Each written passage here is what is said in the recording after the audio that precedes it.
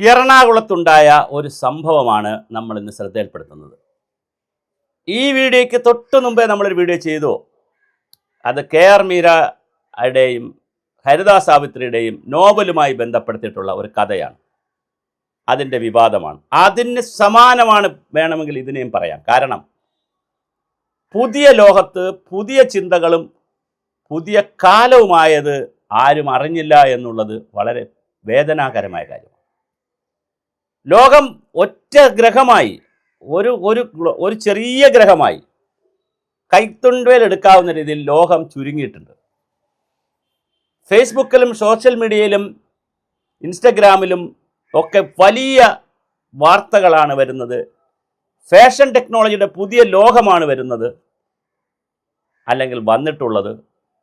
അതിനെയൊക്കെ സ്വാധീനിക്കുന്ന ഒരു ജീവിതക്രമമാണ് മനുഷ്യർ കൊണ്ടുപോകുന്നത്. അതുകൊണ്ട് തന്നെ ഇഷ്ടമുള്ളത് ധരിക്കാനും ഇഷ്ടമുള്ളത് കഴിക്കാനും ഇഷ്ടമുള്ള സഞ്ചാരവും സ്വാതന്ത്ര്യമൊക്കെ ചെയ്യാൻ സ്വാതന്ത്ര്യമുണ്ട്. പ്രത്യേകിച്ച് പെൺകുട്ടികൾക്കും ആൺകുട്ടികൾക്കുമൊക്കെ അതിൻ്റെ സ്വാതന്ത്ര്യമുണ്ട്. പുരുഷന്മാർക്കും സ്ത്രീകൾക്കുമുണ്ട്. അത് മറ്റൊരാളിന് ശല്യമാകാതിരുന്നാൽ മതി. മറ്റൊരാളിനെ ഉപദ്രവിക്കാതെ അല്ലെങ്കിൽ മറ്റൊരാളിൻ്റെ സ്വകാര്യ ജീവിതത്തെ ഹർട്ട് ചെയ്യാത്ത രീതിയിലുള്ള എല്ലാവിധ സ്വാതന്ത്ര്യവും നമുക്ക് അനുവദിച്ചിട്ടുണ്ട്. മറ്റൊരാളിനെ ഉപദ്രവിക്കുമ്പോൾ അത് കേസും വഴക്കം മാറും.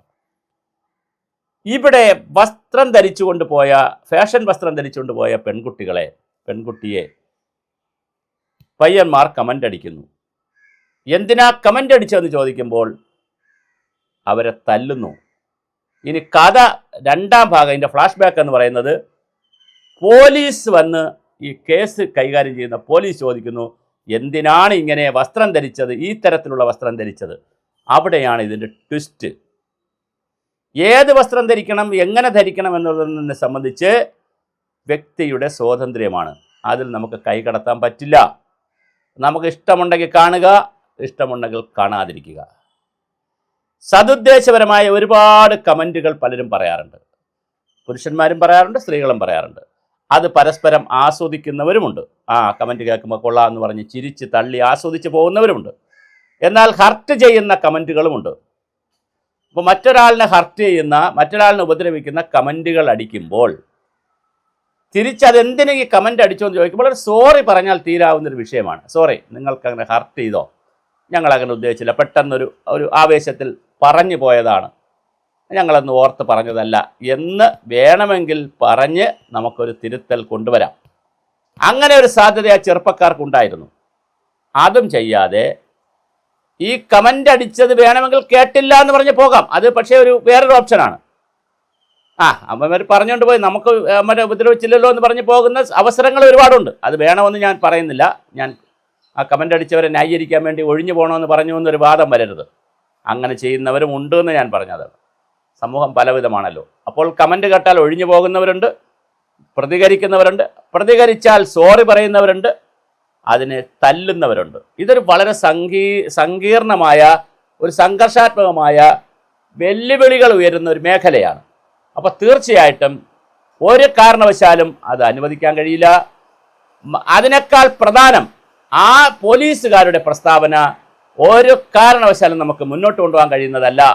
കാരണം ഇഷ്ടമുള്ള രീതിയിൽ വസ്ത്രം ധരിച്ച് നടക്കാനും അല്പവസ്ത്രം ധരിക്കാനും കൂടിയ വസ്ത്രം ധരിക്കാനും ലൂസുള്ളത് ധരിക്കാനും ലൂസില്ലാത്തത് ധരിക്കാനും ടൈറ്റായ ധരിക്കാനും ഒക്കെ എല്ലാ സ്വാതന്ത്ര്യവും പുരുഷനുമുണ്ട്, സ്ത്രീക്കുമുണ്ട്.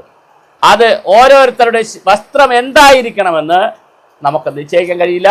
നൂഡായിട്ട് നടക്കാനും കഴിയില്ല. നൂഡായി നടന്നാൽ അതിന് കേസ് വരും. ഇവിടെ പല രാജ്യങ്ങളും നടക്കാം, പക്ഷെ നമ്മുടെ രാജ്യത്ത് നൂഡായിട്ട് റോഡിലിറങ്ങി നടക്കാൻ പറ്റില്ല. അത് വീട്ടിലേ പറ്റുള്ളൂ. റോഡിലിറങ്ങിയാൽ കേസ് വരും. പക്ഷെ ആ കേസിനപ്പുറമുള്ള ഒരു കാര്യവും നമ്മുടെ സംസ്ഥാനത്ത് അല്ലെങ്കിൽ നമ്മുടെ രാജ്യത്ത് നിശ്ചിതമല്ല ഈ പറയുന്ന കാര്യങ്ങൾ. അതുകൊണ്ട് തന്നെ എറണാകുളത്തുണ്ടായ സംഭവങ്ങൾ ഒരു കാരണവശാലും ഉണ്ടാകാതിരിക്കാനുള്ള സാമൂഹ്യ അവബോധമാണ് നമുക്കുണ്ടാകേണ്ടത്. സ്വാഭാവികമായി അവർക്കെതിരെ കേസ് വന്നു, ആ കുട്ടികളത് കേസ് പറയും, അത് വേറൊരു വിഷയമാണ്. പക്ഷേ ഇത്തരത്തിലുള്ള സാമൂഹ്യ വിഷയങ്ങളെ സമൂഹത്തിൽ പ്രശ്നമാകാതിരിക്കാനുള്ള വലിയ ചോദ്യമാണ് നമ്മുടെ മുന്നിൽ വരുന്നത്. അത് പ്രധാനപ്പെട്ട ഒരു ഘടകമാണ്, ഒരു കാര്യമാണ്. അത് നമ്മൾ മനസ്സിലാക്കിയിരിക്കേണ്ടതിൻ്റെ ഒരാവശ്യകത വളരെ വലുതാണ് എന്നുള്ളതാണ് ഇത് നൽകുന്ന ഒരു പാഠം. എന്തായാലും വളരെ രസകരമാണ് കാര്യങ്ങൾ ചിന്തിച്ചാൽ, മനോഹരമാണ് കാര്യങ്ങൾ ആലോചിച്ചാൽ. വളരെ വളരെ വലിയ തോതിലുള്ള പ്രശ്നങ്ങളാണ് ഇനി ഇതിൻ്റെ പേരിൽ വരുന്നത്. ഇതിൻ്റെ പ്രധാന കാരണം ഞാൻ പറഞ്ഞു, സോഷ്യൽ മീഡിയയുടെയും അതുപോലെ തന്നെ നമ്മുടെ പുതിയ ജീവിത ശൈലികളുടേതുമാണ്.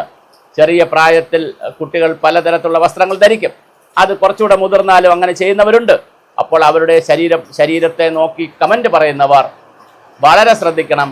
ഇത് ഒരു മെയിൽ ഷോവനിസമാണ്, തിരിച്ച് ഫീമെയിൽ ഷോവനിസവും ഉണ്ട്. പെൺകുട്ടികളും ഇങ്ങനെ കമൻറ്റ് പറയുന്നവരുണ്ട്. പക്ഷേ അത് പുരുഷന്മാർക്ക് വലിയ ഒരു അസ്വസ്ഥതയായി വരാറില്ല. തിരിച്ച് പക്ഷേ സ്ത്രീകളാവുമ്പോൾ അത് അസ്വസ്ഥയാകും. കാര്യം അവരുടെ ബോഡിയെ മാനിഷ് ചെയ്യുന്ന അല്ലെങ്കിൽ ബോഡിയെ ഷെയിം നടത്തുന്ന വർത്തമാനങ്ങൾ വരുമ്പോൾ സ്വാഭാവികമായിട്ടും അതിലൊരു പ്രതിസന്ധി ഉണ്ടാകും എന്നുള്ളത് വളരെ കൃത്യമാണ്. എന്തായാലും നമുക്ക് ഇത്തരം വിഷയങ്ങൾ സമൂഹം ഗൗരവമായി തന്നെ ചർച്ച ചെയ്യേണ്ടതാണ്.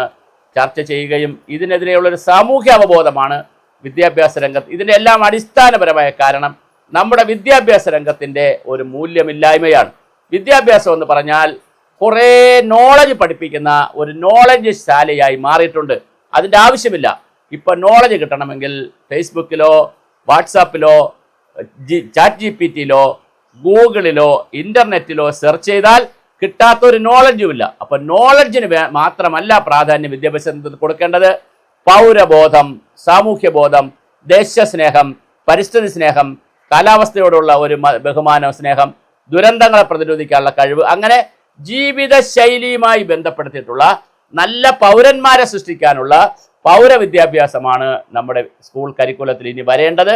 അത് വരാത്തതിൻ്റെ ദുരന്തങ്ങളാണ് നമ്മൾ ഈ കണ്ടുകൊണ്ടിരിക്കുന്നത്. എന്തായാലും നമുക്ക് കാത്തിരുന്ന് കാണാം.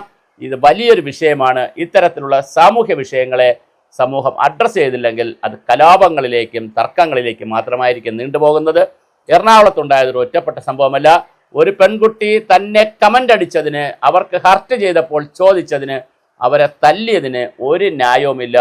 കൃത്യമായ ശിക്ഷ കിട്ടണമെന്ന് മാത്രമല്ല, ആ പെൺകുട്ടിക്ക് ഉണ്ടാകുന്ന മെൻ്റൽ ട്രോമ, ഇനി മരണം വരെ ആ കുട്ടിക്ക് കാണാൻ പോകുന്ന മാനസിക വിഭ്രാന്തിയും പുരുഷന്മാരോടുള്ള വെറുപ്പുമൊക്കെ ഏതു കണക്കിൽ നമ്മൾ ഉൾപ്പെടുത്തും, എവിടെയാണ് ഇതിന് നമ്മൾ ശിക്ഷ കൊടുക്കാൻ കഴിയുക എന്നുള്ളത് വളരെ കൃത്യമാണ്. പെൺകുട്ടികളുടെ ശരീരം വെച്ചുള്ള ഈ ഷോവനിസ കളി പുരുഷന്മാർ, ചെറുപ്പക്കാർ, കുട്ടികൾ അവസാനിപ്പിക്കണം.